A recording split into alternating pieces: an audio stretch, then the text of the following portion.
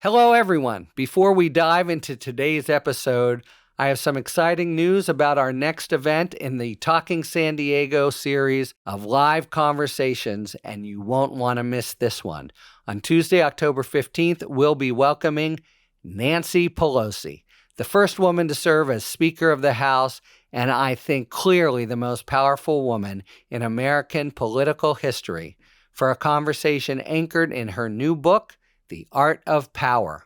Pelosi, the recent recipient of the Presidential Medal of Freedom, has served for 37 eventful years in Congress. She will take us behind the scenes of American politics, reflecting on her vital role in shaping landmark legislation and navigating the complexities of power during her tenure in the House, including her leadership during the resistance to Donald Trump. For tickets and more information about this and all Talking San Diego events, visit talkingsandiego.net.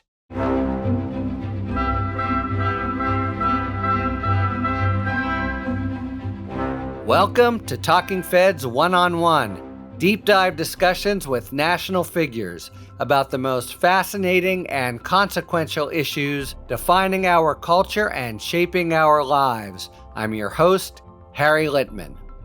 As we click off each day toward the election, now only 5 weeks away, it seems a fact of human nature that we seize on any scrap of information that seems perhaps to predict what's happening in the country and which candidate may have gained a 0.001 advantage in the last half hour.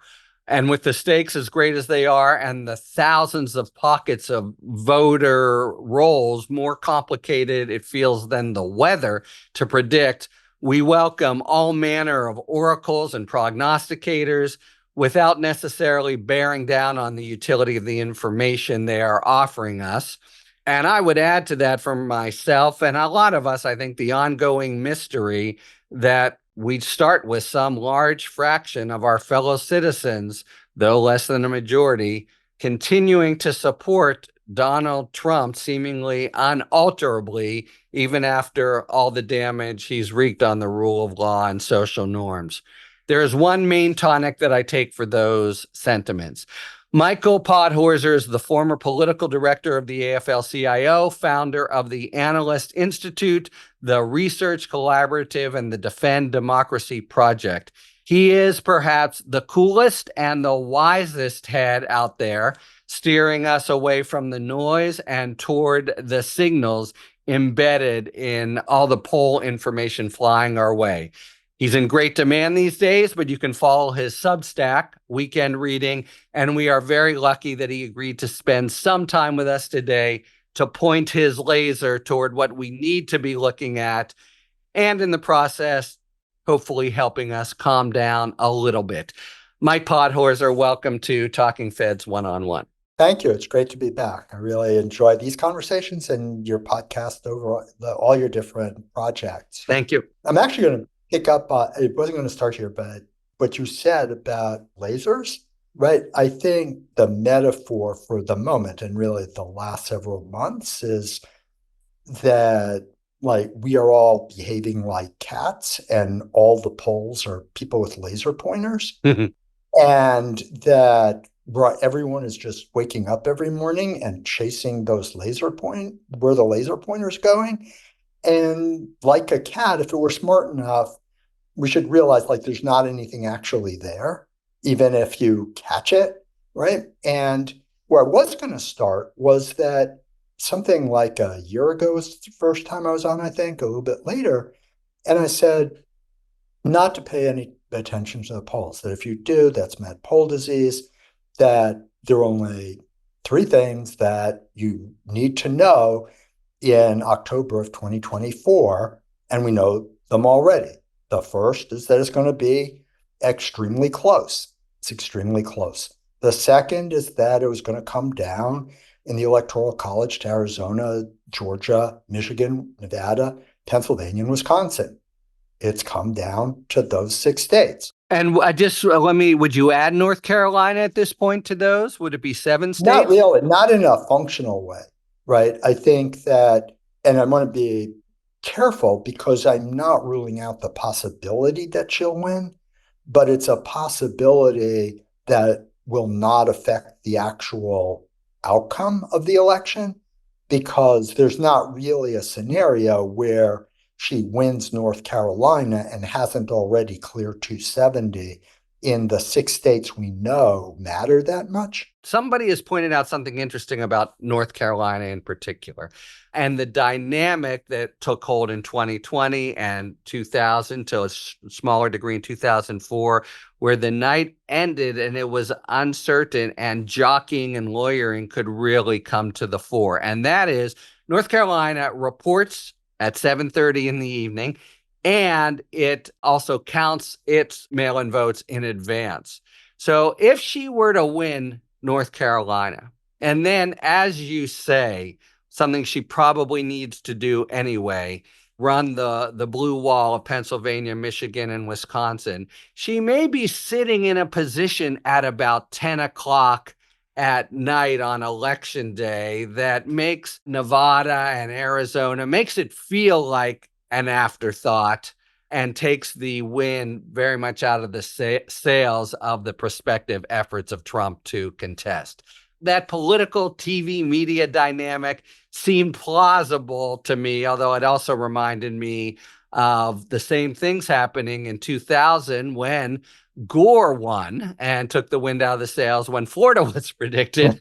And we know that turned out to be an alternate universe. Anyway, I shouldn't, Yeah. but go ahead. Yeah, and actually, it's interesting that you raised 2000 and the importance of the expectations people have over who won, right? Because one of the things that Scrooge is like, there were so many outrageous things that happened in 2000 that an important one that is kind of mostly lost to history is that in that back and forth call election night, right? The final call, where it ran to everyone calling it for Bush, began with Fox News.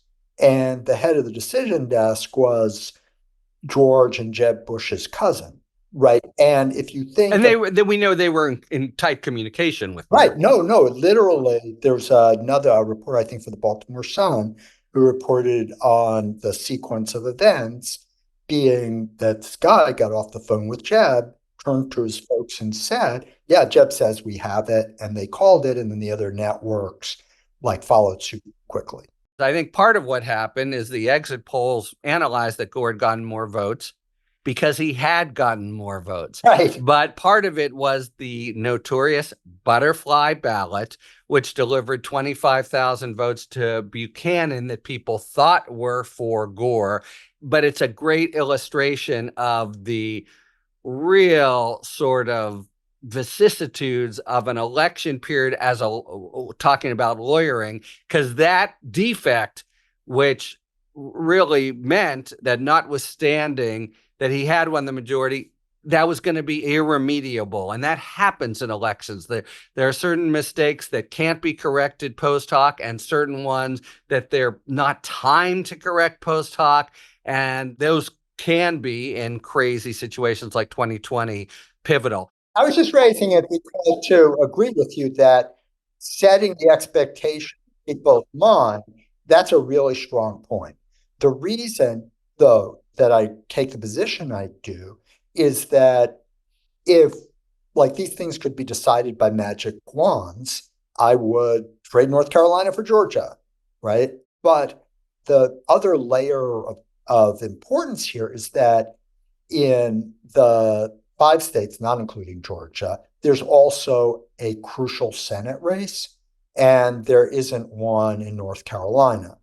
And so, to the extent people listening to this are thinking about where to invest, right? It's you get like you're covering two bets when you invest in those 5 states, right? Because for sure, we would want to make sure either way that we win those Senate races too, right? But I don't want to like sound like I'm a hater.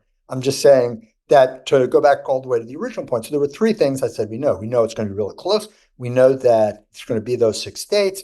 And we know that even as we get close to the election, the margins you read about in the polls, the actual margins are just too small to be seen by polls. Especially with sample sizes. These aren't, statistics get weaker as the samplers are fewer, and we're talking about, right? Yeah. Yeah, and that this is a democracy, and we should be spending less time thinking about the margin of error in polls that will tell us how it's going to come out, and more time realizing that they're going to be won or lost on the margin of all of our effort in this democracy.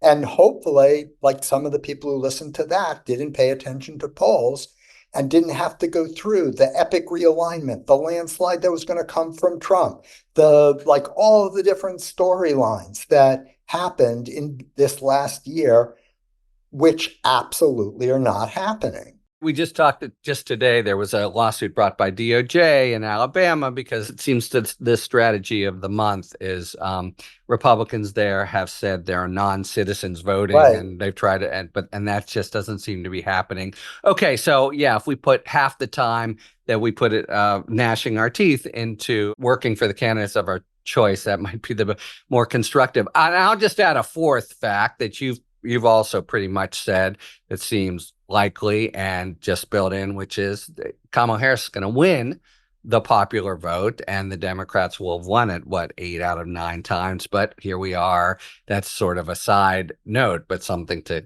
consider, that we're in a democracy, and it may be that, again, as it's happened, 4 times or whatever, a Republican will lose the popular vote and potentially win the presidency. Okay, here's what I wanted to first ask you, though this has been great as always. You wrote in a recent opinion piece, in reality, there are far fewer genuinely persuadable voters in America than there are survey respondents who say they are, quote unquote, undecided. Can you explain? Sure. So one of the challenges in the way even the reporters who cover polls cover them is just the presumption that when they ask a question, the respondents are answering exactly the question they had in mind, right? So in this case, the pollster wants undecided to mean that they might vote for Harris or they might vote for Trump. But in reality, for many people, when they get that question and they say really would never vote for Trump, but feel like they don't know enough about Harris to say, I'm for Harris, right? They pick undecided on the survey. They're not doing what the surveyor wants them to do, but they are not undecided because they don't know which one to pick. They're just not feeling that they're certain they're going to vote for her. And when I was at the AFL-CIO and we did huge amounts of surveys and all of that, we were much more sophisticated about that and had lots of other questions in the survey that very accurately, over 90% of the time, were able to see that that person was actually going to vote Democrat or Republican. And it was only because you didn't ask the questions that you could fool yourself into thinking they could vote for one or the other, right? And so if you asked enough questions like, do you favor national abortion ban? Do you want to deport, all the things in Project 25, and a quote undecided voter went straight down the line against Trump, they're only undecided about whether they're ready to tell a pollster. They're not undecided about whether they'd rather have Trump or Harris. And there's just a lot of that happening. Okay, so let's zero in on that voter and the cadre of them, which it does always, we scratch our heads. How can you not know by now if you're for Trump? So what you're suggesting is that voter, if they vote, will almost certainly vote for Harris, and the toss-up here. I actually think it actually matters. Will they? I'm sorry. Go ahead. No. It's not one-sided, right? There are, dyed-in-the-wool Republicans who believe that Biden won the election, who are reluctant, who are undecided about whether they're going to vote for Trump or leave that line blank, right? And when they go to vote for other Republicans. And my question is, so in practice, for us as consumers of data and for the campaigns, what that means, well, first there's a question of which undecideds are the undecideds as people interpret. But on that other cadre, if you can isolate them, then I guess it's how do you push them toward going to the polls rather than staying home election day? Yes, that's what that cohort tells you. Absolutely. And they're really the thing that we'll just focus on Harris for a minute, right? They're the people who are in the category we're talking about are not policy geeks, right? They're not undecided because, well, I was thinking about let's line them up on the issues, that sort of thing. There are only two things that would get most of them to vote again for the same reason they voted in 2020. They're not already saying they're for Harris, it's because they feel really alienated from the political process and they under most circumstances wouldn't vote. That's why this group is disproportionately young and diverse and more downscale, right? They really don't have confidence that voting helps them in their lives. But they were convinced in 2020 that if they didn't vote, their lives would get a lot worse. And that's called loss aversion, right? It's one of the most confirmed, replicated social science finding that almost all of us would, for an equal amount, not take a bet because we don't want to lose, right? We just don't want to lose. And we believe that, especially the politics of the 21st century, that losing happens more often. So that voter, say, a 23-year-old woman barista in Michigan, right? If she's looking at it and thinks, well, Trump's for kind of bad on choice, but Harris is good, she stays home if she doesn't think that Trump can make a national abortion ban. She goes out and votes if she thinks that's what's going to happen if Trump wins, right? And right now, it's that credulity gap that is the biggest threat to Harris's victory in those close battleground states. Credulity gap, people who don't really believe that Trump's election will harm them. And actually, you're very right to point out the other direction, because Trump and Trump candidates have outperformed the polls in several elections where somehow just Trump voters came out of the woods. And I'm not sure who they were, but they must have been similar folks who in the past stayed home and just somehow, for some reason that polls hadn't taken account of, showed up on election day and were pivotal. Oh, yeah. In 2020, you had a group of mostly 35 to 55-year-old voters who were very pro-conservative and thought that Romney and McCain were just squishes, right? And, kind of no point going out to vote for them, not much difference. And Trump activated them. They decided to come out and they didn't know that part of the responsibility of voting was getting on a YouGov political panel or, starting to take polls, right? And so it wasn't like a shy voter. It's that we have this infrastructure for polling that really does a bad job of reaching people in those socioeconomic groups. Got it. And I guess that's especially true for young people too, without, all cell phones. And so you've tried, Mike, to analyze this important gap with a kind of model of the likely 2024 electorate, not by demographics, but by vote history and behavior. So can you tell us about what you did and what your findings were there? The basic idea is that everything you read or hear on cable, like, treats people as being comprehensible by their demographic description, right? That's not who we are. Suburban women. Right. Yeah. Right.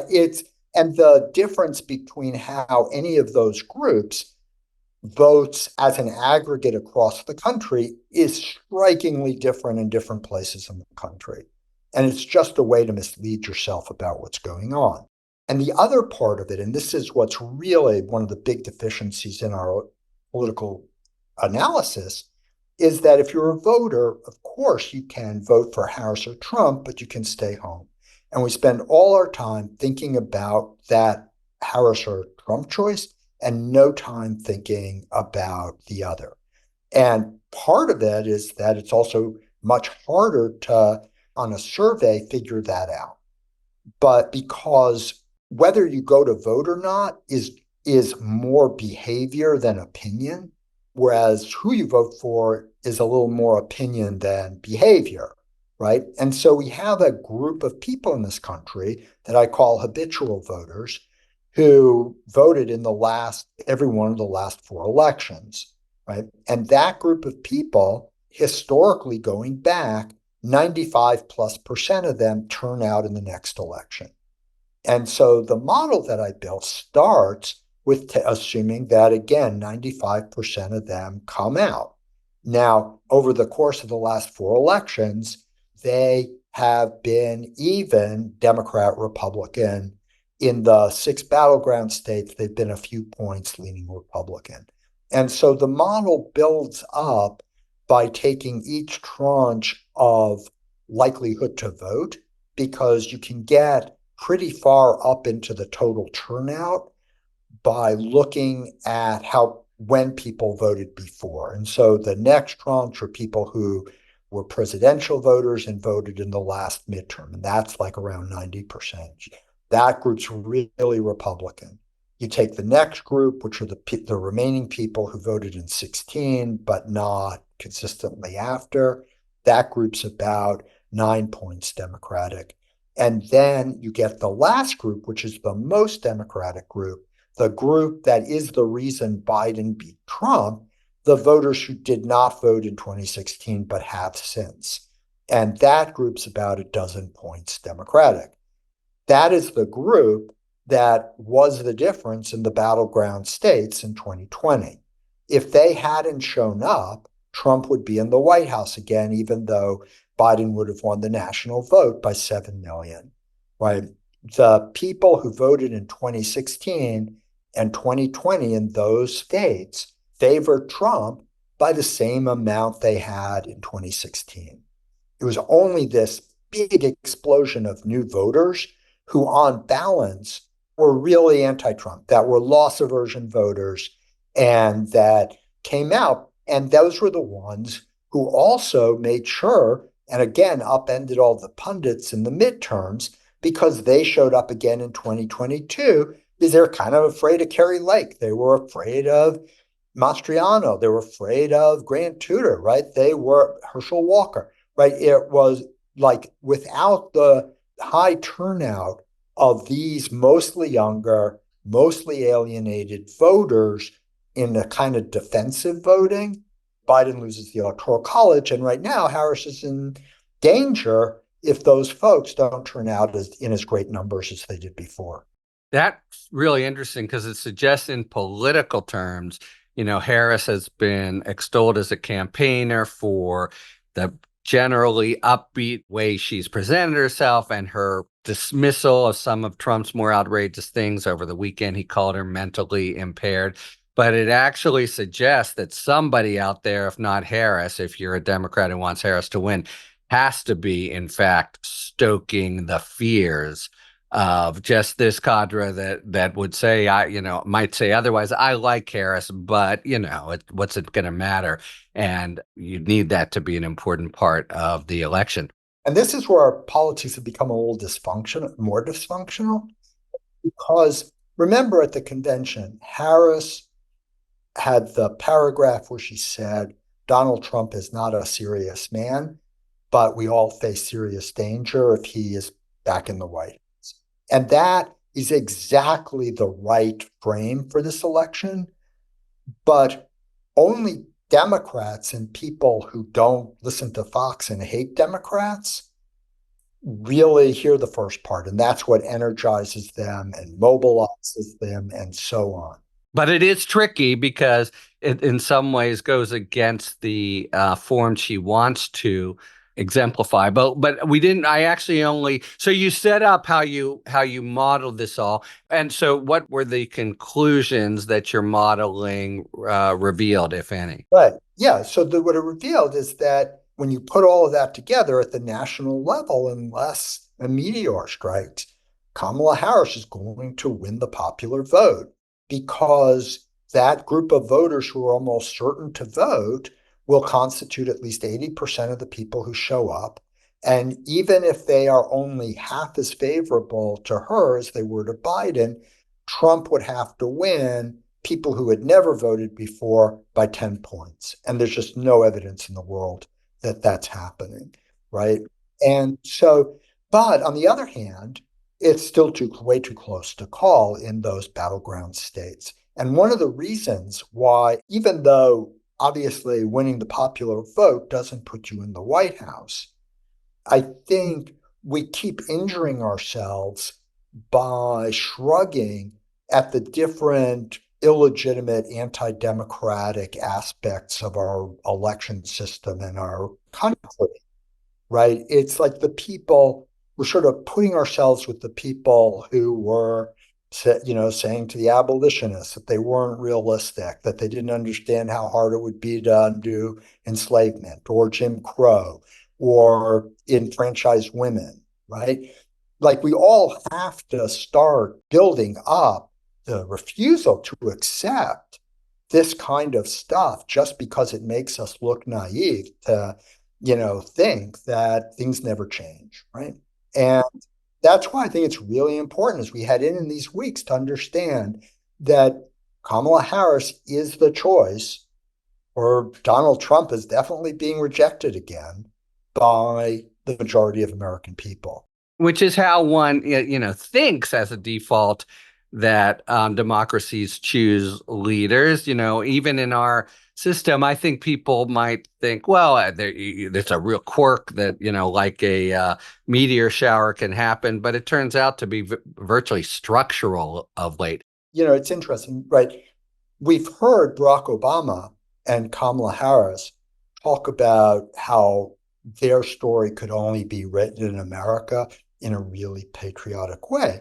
It's about time to realize that without the Electoral College, America is the only country in which Donald Trump's story could be written, which someone who is as abhorrent to the majority's values and so on actually can become president and then be a persistent toxic fog on our politics because of the Electoral College. And the irony, which people don't even absorb, is that when the founders decided to have an Electoral College, it was partly because they didn't trust the masses, so that if a demagogue were to arise, there'd be a final check on the popular vote. And in fact, it's now the opposite. It's amazing. We as a people have been choosing the sane, responsible candidate who's been kicked out by the thing that was supposed to gatekeep our democracy. It's mind-boggling. And in the dystopian view where he wins and we become Turkey or Hungary, and historians are writing about it, that they'll try to be explaining this to people. And all right, let's stick with Trump for a moment then, because given what you said about what really is decisive, our analysis has been a very smart political person says, look, Trump's just blowing it. He needs to find 700,000 or whatever new voters, and he is just doubling down and redoubling down. And it does seem to be.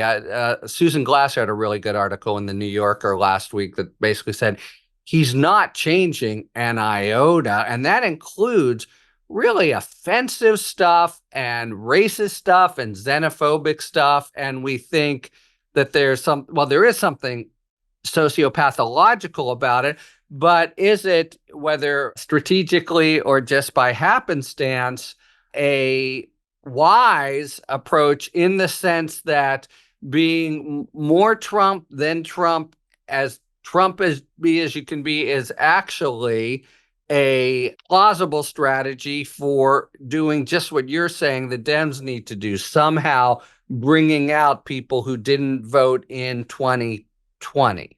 So I think that part of the reason why people living in our reality-based world, where we like want to follow the rules and everything, have a tough time seeing why he's not trying to expand his base, why he's so close. Couldn't he just get that?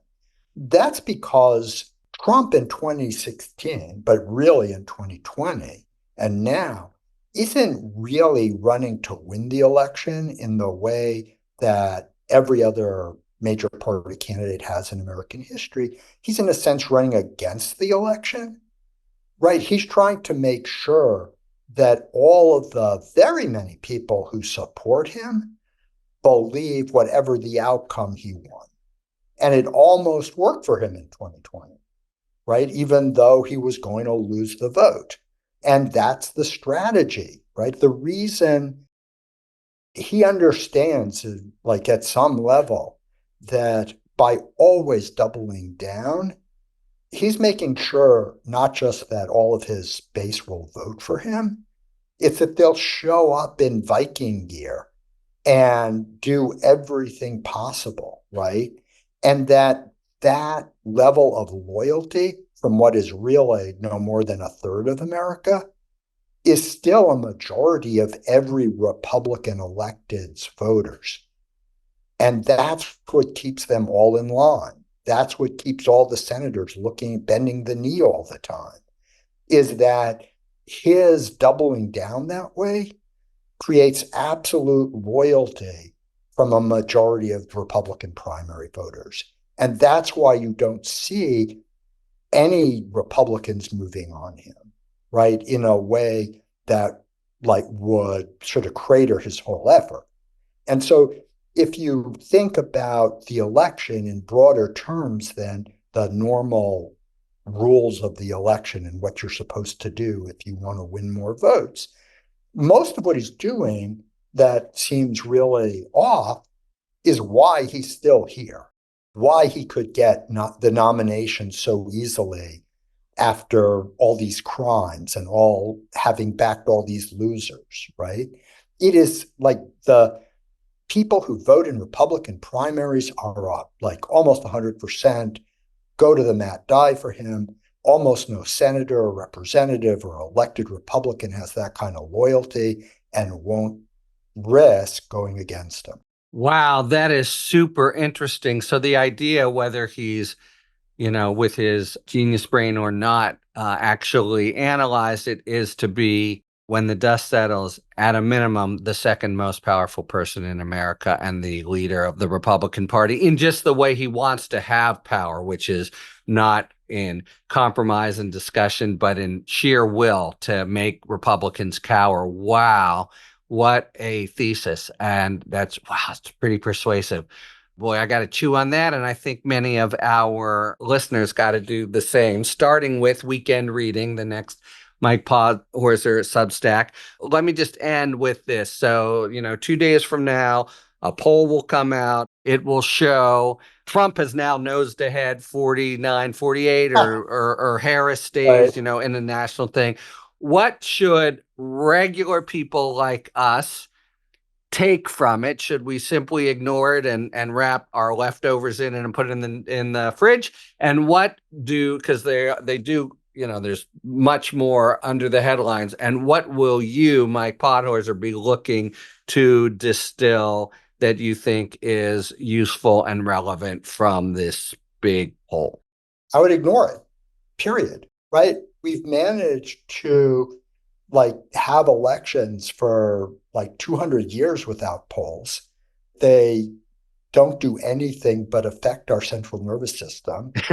And sometimes adversely. Mostly, right? And just go do the business of democracy. Yeah. A thought experiment that I've done with some people who really have a tough time sort of seeing why this is the case. Imagine you pick 2,000 people a year ago and ask them who they were going to vote for. And then every week you ask them again, who are you going to vote for? Who are you going to vote for? Who are you going to vote for? you would not expect very many of them to change their minds over the last year, right? That just makes sense. Go away already. Right. I told you. Yeah. Right. But they're not changing their mind, right? But instead of understanding that, we decide every week we're going to ask a dozen different 2,000 sets of people, because none of them are representative samples, do different kinds of, super math science to them. And that all creates the illusion that there's volatility in the race. But if you remember the first part of the thought experiment, there isn't volatility in the race, right? You're only creating noise that lets you believe that there's volatility in the race. And the real danger beyond just to your, Prozac needs or whatever, of buying into the noise is that as humans and as reporters and pundits, everyone feels like they need to create an explanation for something that isn't even existing. And those explanations can really be dangerous because they then convince you to do things that make no sense, right? And to have the wrong strategies, and in that way, it's kind of dangerous. Okay. And is there anything out there that emerges from the news that you think actually is a somewhat accurate bellwether that when you read it, you say, this tells me something? Or are we basically in such a fixed, unvolatile standpoint overall, and the election is going to be decided in such small I shouldn't say microcosm, such small sectors of population that basically everything like pundits, politicians say between now and November you should just turn off the TV and go door to door. There's no bellwethers out there. One thing that last time I was on for this, you pushed me to the wall on the same questions. Oh, I did. Sorry. Right. You can see I'm obsessive. I don't stop. There is one thing that I raised, which is that for the surveys like the New York Times and Pew, which tell you not just the top line, is it Harris, whatever, but tell you what the vote is among people who voted in 2020. Right? If the percentage of people who voted for Biden and now say they're voting for Trump isn't more than 4 or 5%, and vice versa, then nothing's changed. If suddenly you saw 10% of Biden voters saying they're going to vote for Trump, that would be a signal. And it's a different kind of polling result than the other ones, because it's within each interview. It doesn't get really affected by weighting or those other things. It's just that many people are actually telling a pollster that they changed their mind. And those numbers in the Times Siena, in the Pew, just haven't changed. And especially in Pew, where they're not relying on the person they're interviewing to recall who they voted for. In Pew, since 2016, they have what's called a panel where they ask the same people every couple of years so that they know how the person actually said they voted. There's just no movement, right? So if you really feel like you want to check, you have to look at one number. I would look at that number. And if that's still really small, nothing's changed. And go about your business. Mike Podhorzer, always a pleasure talking to you. Fascinating, but also a tonic for frayed nerves. We're doing something a little bit different in our one-on-ones now, which is we're going to take a few listener questions, and you can join us over on Patreon, where Mike will be answering them. Thanks so much. Talk to you soon, I hope. Take care. Thank you for tuning in to One on One, a weekly conversation series from Talking Feds. If you like what you've heard, please tell a friend to subscribe to us on Apple Podcasts or wherever they get their podcasts, and please take a moment to rate and review this podcast. You can also subscribe to us on YouTube, where we post full episodes, talking books, and bonus video content. To catch the Q&A from this discussion, head over to our Patreon, where you can find other bonus content as well.